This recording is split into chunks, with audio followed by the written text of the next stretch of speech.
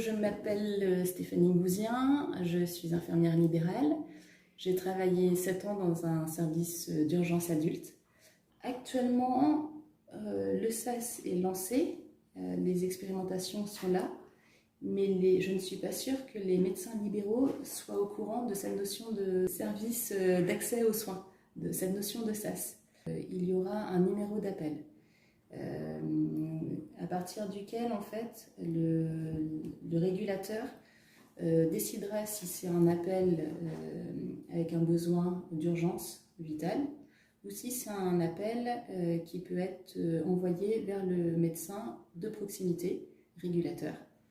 Et en fait, ce premier médecin fera un premier tri. Il arrivera à orienter le patient soit en lui proposant d'attendre le lendemain l'ouverture du cabinet de son médecin habituel, ou alors il enverra en fait un médecin du secteur pour une consultation, ou il l'orientera vers l'hôpital.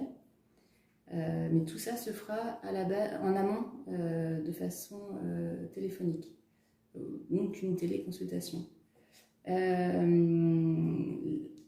Après, ce qui n'est pas dit dans le SAS, mais qui pour moi donc, du coup peut être pertinent, c'est en l'absence du coup de réponse médicale, faire appel aux professionnels de proximité qui interviennent déjà à domicile et qui sont notamment les infirmiers libéraux.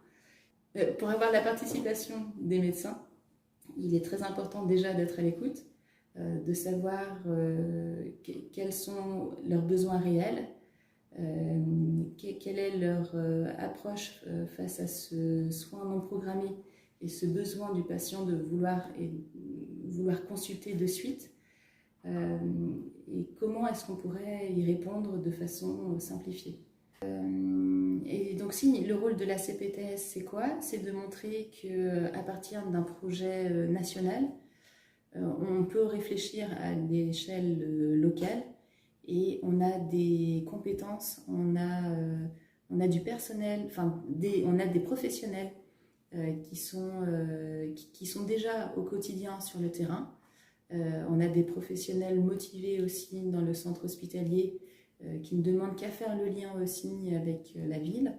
Le médecin de proximité, le médecin généraliste, n'est pas isolé. Grâce à la CPTS, il y a des choses qui vont être mises en place, notamment avec l'impulsion du centre hospitalier de Saint-Brieuc. Mais les professionnels de proximité sont là aussi pour soutenir les médecins qui seront mis en première ligne. Le centre hospitalier de Saint-Brieuc a monté son projet aussi, notamment en incluant la CPTS, car la CPTS finalement regroupe les professionnels du secteur du Trégor, donc a toutes les capacités et les compétences pour déjà faire passer l'information donc sur le secteur du Trégor. Et bien en fait, pour moi, peu importe les professionnels. Je me dis que c'est peut-être quelque chose de nouveau et que justement, en ayant des échanges comme ça interprofessionnels, on a tout à y gagner. Donc pourquoi pas les psychologues qui auraient aussi des choses à dire. L'accès aux soins, ça peut être aussi les ambulanciers. Il peut y avoir toutes les professions ont quelque chose à apporter en fait, parce que le problème en fait de l'accès aux soins, c'est que le patient à la base est seul à domicile. Donc finalement, toutes les professions mettent leur place dans ce projet d'accès aux soins.